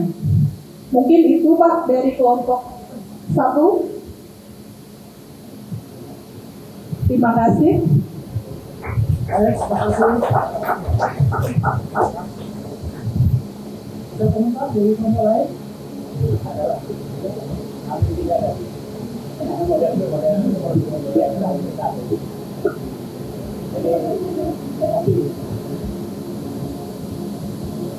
Kita ada tahapan proses kan Pak, dari mulai income material, dari KIT, kemudian assembly, sampai packaging itu ambil satu, karena nggak mungkin hot from the open langsung diambil. Jadi model manufakturnya itu kan bisa. Jadi mungkin yang disebut Hamin 3 tadi punya awareness ya, punya Hamin 1 yang kurang perlu ditingkatkan. Sehingga nanti semua online semua. Jadi Hamin 3 nggak begitu. Kita prinsipnya Hamin 1 model manufakturnya. Kecuali untuk incoming material itu boleh saja cepat, tapi juga terlalu cepat juga nanti masalah, karena kalau belum saatnya untuk dan karatan ini seperti itu. Jadi yang paling cepat ada buffernya itu di tiap station itu Hamin 1, itu model-model manufakturnya. Kira-kira kalau Hamin 3 bubar ya gitu Pak. Jadi awareness saja yang ditingkatkan. Ya mungkin bisa menanggapi, mungkin teman-teman dari kelompok 1 nanti juga bisa menambahkan Pak. Jadi untuk yang H-3 nanti kita akan fokuskan pada komponen-komponen atau item-item yang kritis, di mana mungkin satu butuh perlakuan atau inspeksi yang lebih mendalam dan detail. Jadi misalnya ada proses repair itu kita cukup waktu, atau mungkin proses retur juga cukup waktu. Mungkin itu sih Pak. Jadi nanti kita akan pengelolaan mana yang wajib untuk, intinya kita H-1 itu semua sudah oke. Oke, artinya sudah lulus dan salah yang dipakai itu sudah. Kalau yang mau menambahkan? Cukup tambahan lagi ya Pak Sambah. Mungkin untuk produk baru ya Pak ya. Itu nanti saya rasa kalau H-1 itu terlalu mepet. Jadi kalau untuk produk yang sudah running well itu kita jalan continue, saya kira H-1 cukup. Tapi untuk produk-produk baru yang saat ini masih gawangnya itu di UCFP, nah ini harus kita persiapkan lebih baik. Terima kasih. Presentasi dari Pak Budi yang sampai sekarang itu makjub ke saya. Itu ciri-ciri manusia Indonesia, Pak. Enggan bertanggung jawab. Dan itu virus itu saya sampaikan ke staf saya sampai paling bawah, operator. Nah kita biasanya itu kan ketika ada komplain atau ada masalah, kita itu biasanya tidak mau bertanggung jawab. Ini hubungannya dengan UCFP tadi Pak. Jadi memang saya menggugah ke tim saya Pak, ketika ada masukan-masukan nanti dari produksi, dari customer service, dari manapun, kita harus benar-benar terbuka. Nah tentunya ini nanti ketika pada waktu ada prototip komersial, tadi yang disampaikan Pak Tokit, kita itu minta dibantai Pak. Dibantai itu apa? Ini jelurnya profesional ya Pak ya?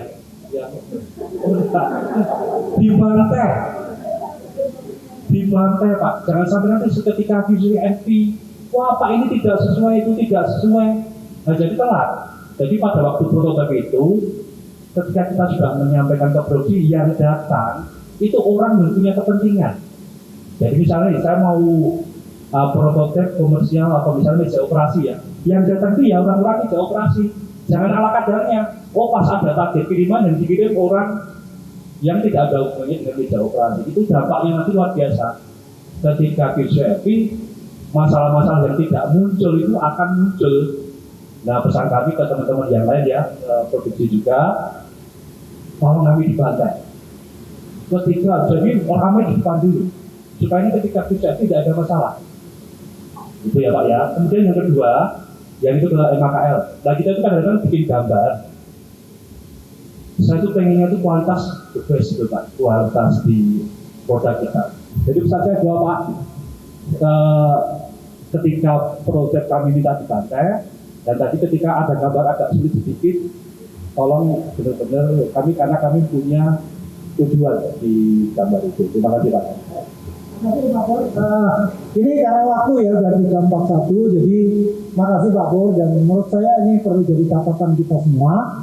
Tapi kita lanjut dulu ke kelompok 2 dan seterusnya, supaya kita tuntas dulu, semuanya mengerti apa yang menjadi rencana tindakan tadi, benar-benar dipahami kita semua. Ya, oke, kelompok sini, siapa kelompok 2?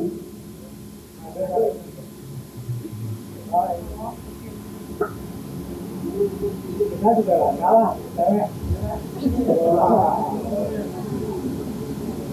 Terima kasih atas kesempatan yang diberikan. Mohon izin ya Pak ya, ini karena tadi saya nggak ikut menyampaikan Pak, jadi saya ditugasin.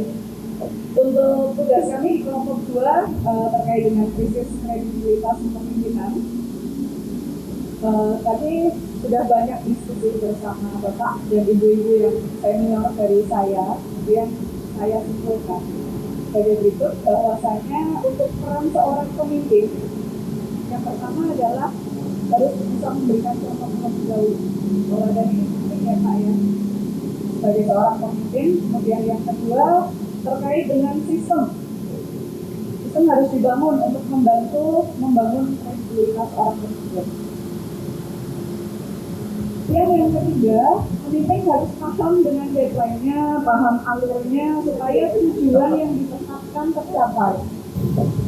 Kemudian selain memberi contoh saja tidak cukup, menginternalisasi nilai yang ia bawa, menjelaskan dengan baik dan memperlihatkan komitmen nyata kredibilitasnya tetap terjaga, ia harus berani mengambil keputusan yang tidak populer. Kemudian yang kelima adalah terkait dengan reward and punishment-nya, juga ini harus disegerakan. Yang keenam, mau mendengarkan dan juga menyampaikan apa yang disampaikan oleh bawahannya. Jadi kita seorang pemimpin, saya bisa menjembatani komunikasi ya Pak ya. Dan yang terakhir penutupnya adalah great leader make a leader. Jadi selain seni komunikasi, juga seorang pemimpin harus bisa mempunyai kemampuan mendelegasi. Itu saja, mungkin ada yang lain. Anda mau menambahkan? Oke, baik. Terima kasih. Jadi saya rasa sudah disampaikan semua rangkumannya dari Bu Rita. Jadi untuk solusi dari kami, ya ini mungkin salah satu solusi gitu ya Pak Ardi dengan kegiatan AOC ini. Jadi supaya kita juga tidak hanya menjadi leader untuk tim-tim kami, tapi juga kami menjadi leader untuk diri sendiri. Jadi saya rasa itu dari kami tim 2. Terima kasih, saya kembalikan. Oke, nomor 3 ini resistensi. Terima kasih Pak Gatot atas waktunya. Pak izin kami dari kelompok 3 menyampaikan tema terkait resistensi terhadap perubahan. Terus terang kami tadi kurang lebih bersepuluh timnya Pak, sempat terkaget di awal. Kono lho wong ora kelem berubah. Tapi setelah satu persatu, tapi Pak ternyata seiring dengan diskusi itu akhirnya keluar juga. Yo asli niki tapi kalau diminta berubah pasti defense di awal begitu Pak. Nah ini kami mencoba, mungkin ini asumsi ya Pak, karena baru dari diskusi singkat dan kita juga tidak jelas sumber ya terkait dengan resistensi terhadap perubahan ini. Yang pertama kami mencoba mengelompokkan penyebabnya, yaitu manusia, karena ini terkait dengan tidak mau berubah itu kan orangnya. Yang pertama karena karakter orangnya, bahasanya Pak Santo tadi daun bayi Pak. Pokoknya kalau ada perubahan nek orang beda, ini orang merasa spesial begitu Pak. Jadi memang menentang itu sesuatu yang memuaskan mungkin bagi orang tersebut. Yang kedua dari diskusi kami ada kemungkinan perbedaan visi pribadi dengan visi perusahaan. Contohnya mungkin ini didasari ya, bukan rahasia lagi terkait dengan motif ekonomi. Mungkin kalau berubah, aku tambah rekoso bayarin udah orang. Lalu ada bisnis sampingan di luar. Oh saya realistis sekali. Ya, ditambahi kerjaan, pusing-pusing belajar hal baru, bayarin udah orang. Cocok buatan, uangnya ya tetap. Nah, cocok ya lalu ini mungkin juga yang terpenting, sudah ketakutan Pak, fobia. Aku nggak bisa, aku nggak kompeten. Belajar SAP itu apa, nyekel mau saja gredek gitu loh Pak. Ini mungkin sudah ketakutan karena merasa tidak kompeten, baru merasa ya, bukan tidak kompeten. Terus malas keluar dari zona nyaman. Lalu yang kedua itu tadi dari orangnya, ini kami mencoba mensoroti mungkin terkait prosesnya Pak. Proses terkait transformasi itu sendiri. Ada kemungkinan informasinya itu terkait isu perubahan ini tidak diketahui, tidak sampai ke bawah. Sehingga ada pertanyaan, tujuannya apa sih, manfaatnya apa perubahan ini, itu sangat mempengaruhi keberhasilan transformasi itu sendiri tentunya. Lalu kami juga tadi sudah orangnya, lalu proses transformasinya, bahwa tujuannya apa, manfaatnya apa, kadang bukan menolak, tapi karena tidak tahu manfaat dari transformasi itu, sehingga cenderung menolak. Nah dari kami ini opsi solusi dari diskusi singkat. Yang pertama diberikan sosialisasi, awareness terkait dengan program transformasi itu sendiri. Maksud, tujuan, dan benefitnya tentunya baik untuk MAK dan untuk pribadi, karena di awal program ini Pak Bun pun menyampaikan tidak hanya untuk MAK tapi untuk transformasi pribadi. Lalu tentunya karena tadi ada yang sifatnya adalah personal, menyangkut karakter dan watak, tentunya butuh treatment Pak, baik itu berupa konseling mungkin, coaching, dan lain sebagainya. Dan yang terkait dengan kompetensi, ada rasa ketidakpercayaan diri terhadap kompetensi, itu dengan training Bapak. Mungkin itu yang dapat kami sampaikan, dan kurang lebihnya kami mohon maaf. Terima kasih, saya kembalikan. Terima kasih. Ini langsung dulu ke kelompok 4 dulu, nanti baru kita bahas. Izin Pak, saya mewakili dari kelompok 4 Pak. Di kelompok 4, saya perempuan sendiri, paling muda, Benzi Pak. Mohon maaf Pak Haryana. Karena Genji itu nggak bertele-tele ya Pak, langsung saja. Jadi di kelompok 4 ini adalah tentang konsolidasi data kuantitatif. Salah satunya adalah untuk mengetahui defect rate gitu ya, di mana di sini kita mengambil contoh sebuah produk yang ada di MAK. Jadi untuk mengetahui berapa persen tingkat cacat atau jeleknya produk tersebut adalah seberapa banyak yang cacat dibagi dengan jumlah produk yang diproduksi saat itu dikalikan dengan 100%. Jadi nanti muncul berapa persennya pada periode tersebut. Sebagai tim produksi sudah ya Pak Danang ya? Sudah ya Pak Kris ya? Sampun Pak. Kemudian yang kedua adalah untuk mengetahui tingkat NCR. Jadi di sini kan setiap unit itu dapat NCR entah dari QC maupun dari CS gitu Pak. Nah, untuk mengetahuinya di sini adalah jumlah NCR yang terselesaikan dibagi dengan jumlah NCR yang terbit pada unit tersebut dikalikan 100%. Jadi nanti mungkin ada unit yang paling banyak dapat NCR, yang paling sedikit gitu ya. Mungkin salah satunya unit HE ya Pak Danang ya. Semangat Pak.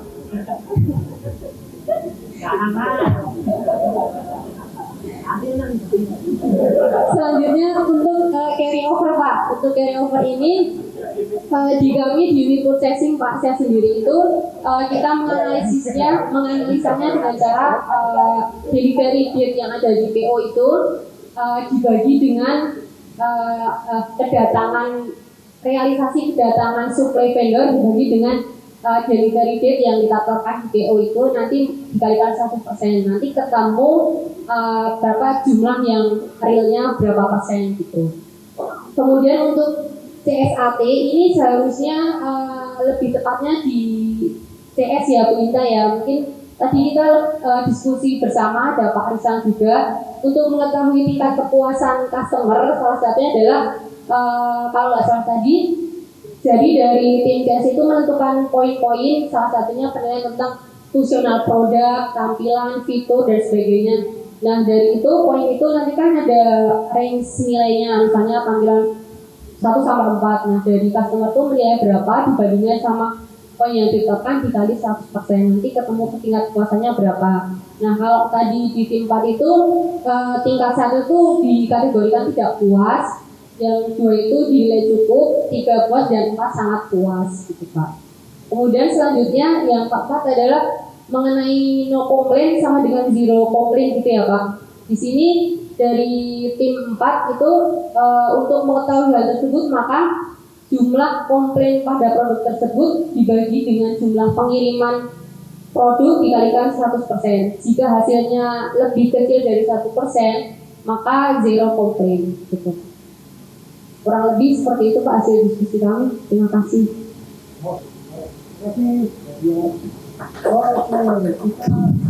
Hanya punya waktu 8 menit ya. Jadi oke, saya simpulkan dulu. Pertama terima kasih teman-teman sudah menyusun ini, tapi belum komplit ya karena belum kelihatan tindakan radikalnya itu apa ya. Kalau overture itu kue perwira orang-orang di Solo. Nah itu baru keren. Ini apa? Ada nggak nanti misalkan koalisi nggak boleh barang keluar, dan dia menetapkan nggak boleh barang keluar itu dengan legowo, dengan berani, ya tidak ragu-ragu. Nah sampai ke situ nggak kita? Karena belum itu. Hah?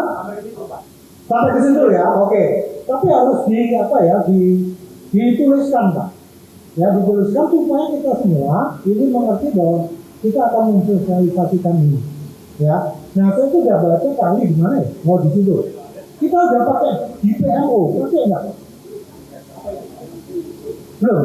Soalnya saya baca di isinya Bapak ada di PMO. Nah, ChatGPT ini.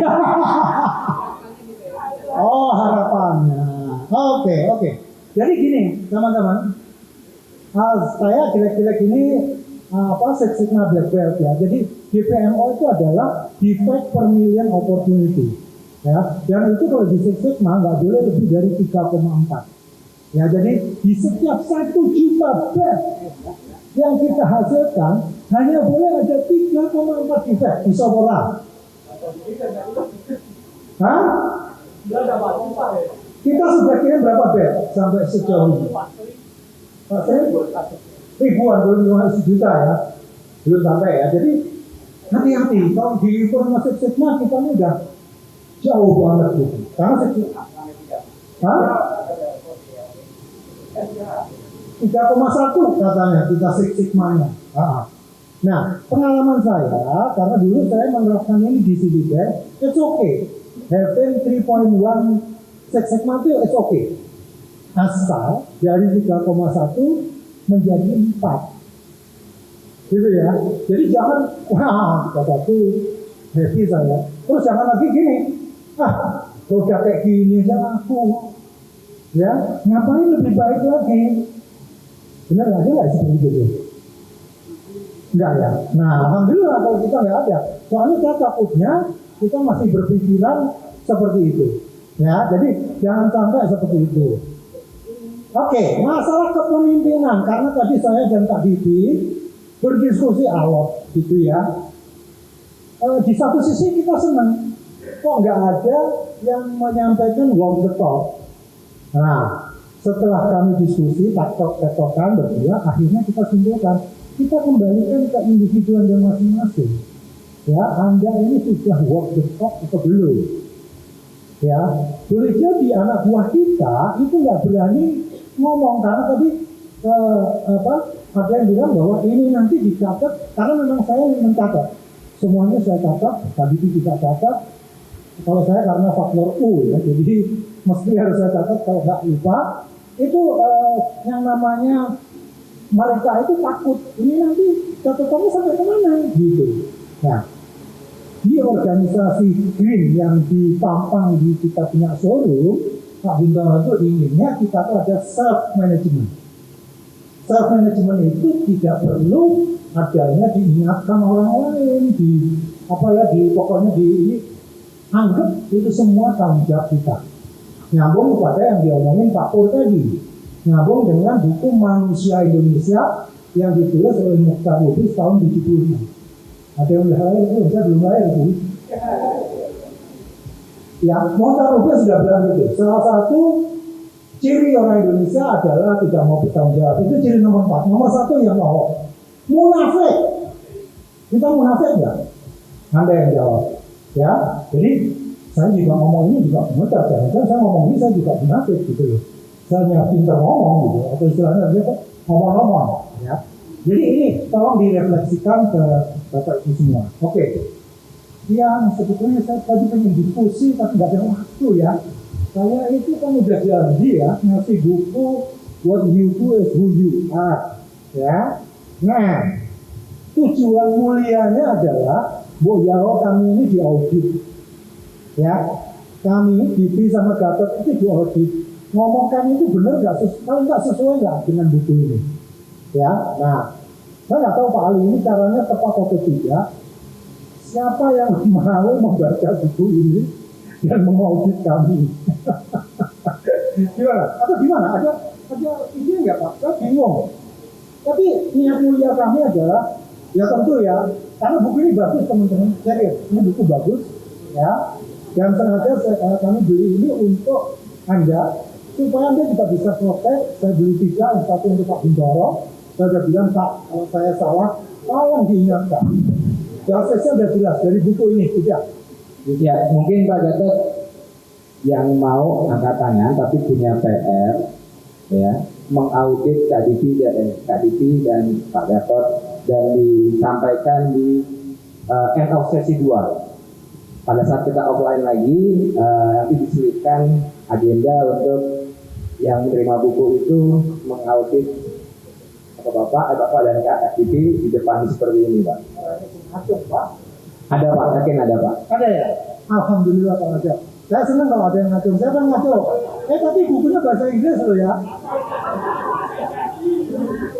Loh, katanya kita akan mendunia. Oh, bahasa Inggrisnya wedi toh ya. Iya. Hah? Ayo, kita. Iya, ini nggak ada bahasa Indonesia nya. Kalau ada bahasa Indonesia kami sudah beli. Ini masih asli, Periplus. Oh, gratis Periplus sih. $1 bukunya. Nah, Surana ya. Oke, masih ada satu lagi. Pak Surana. Oke, ini biar mudah ya, biar ada yang ngacung lagi ya. Ya, esainya 50 halaman ya nanti ya. Enggak, gini. Supaya yang lain ada yang ngacung. Pada waktu mengaudit, kami ya tidak menuntut Anda baca penuh. Ya, baca 10 halaman aja. Misalnya pada saat kita membahas mengenai Genghis Khan atau Takaseno atau mengenai setelah itu apa yang samurai, ya kan, samurai. Ada yang salah ucap. Kami diingatkan. Kalau tidak ada yang salah juga tidak apa-apa. Tapi jangan cari amannya. Oh, tapi dia pasti benar. Nggak suka, ya. Jangan percaya kami karena kami terima buku. Jangan. Ya, jadi kami perlu dimengerti. Tapi kalau memang kami benar, ya nggak apa-apa, nggak usah dikomplain. Tapi kalau kami salah, tolong dikomplain. Satu lagi siapa? Jadi nggak harus bacanya tuh penuh, semuanya dibaca. Walaupun, oke, saya mau cerita ya. Saya waktu baca buku ini pertama kali, saya kalau baca buku asal buka, pas halaman 100 sekian. Ada orang namanya Donald Thompson, saya nggak tahu ini siapa. Ternyata orang negro dan seterusnya, backgroundnya electronic engineer, ya. Terus ujung-ujungnya dia pengennya bekerja di defense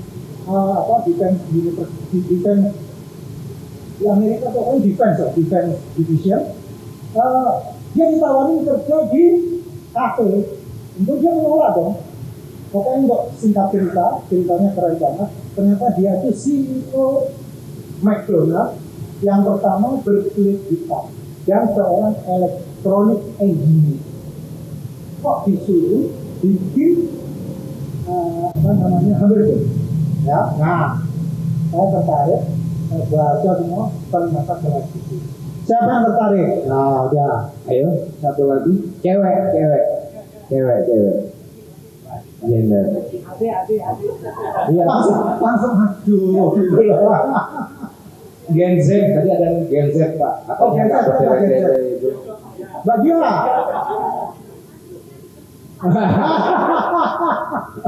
Tiga buku itu satu Al-Quran, satu Bulughul Maram, yang satu lagi Bukhari. Tiga buku buat rebahan itu Pak, saya rasa Gen Z itu Pak.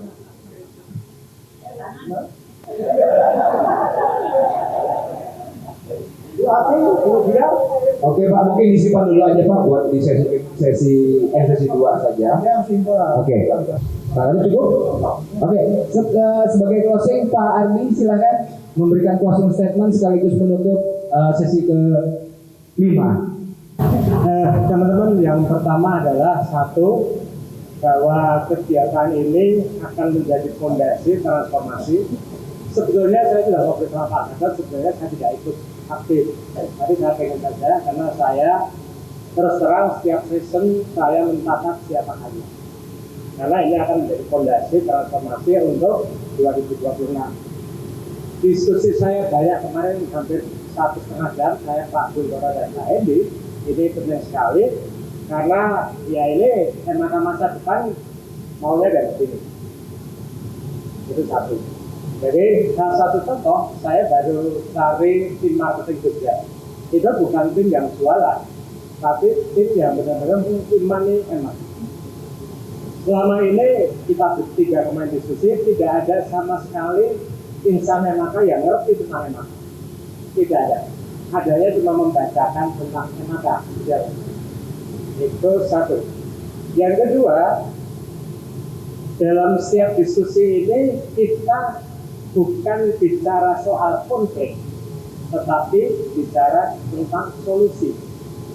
Kita bukan bicara tentang beban, tetapi kita bicara tentang harapan. Ini yang harus kita pegang. Harus kita pegang. Satu-satunya semangat hidup adalah kita punya harapan, bukan meratapi beban kita. Itu. Yang ketiga, pada sesi pertama saya pernah ngomong, kenapa sih orang ingin berubah? Jawabannya adalah karena berubah itu sulitnya setengah mati. Sulitnya setengah mati.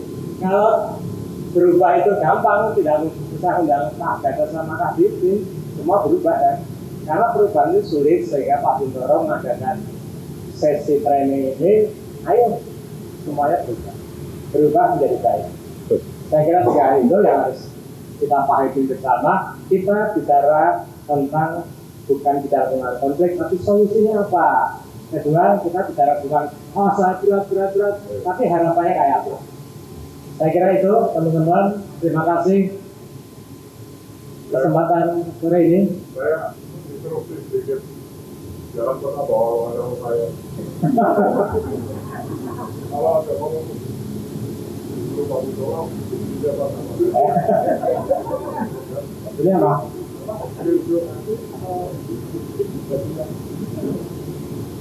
Ya aktif hari ini nggak usah aktif lah, yang paling konyol aja ya. Hari apa aja?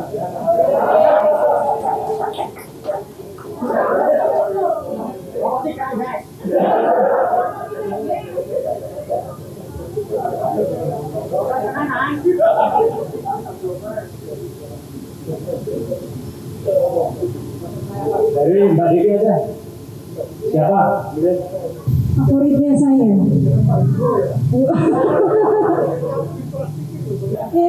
Baik. Pak Suryanto ya. Supaya semangat dan penuh harapan.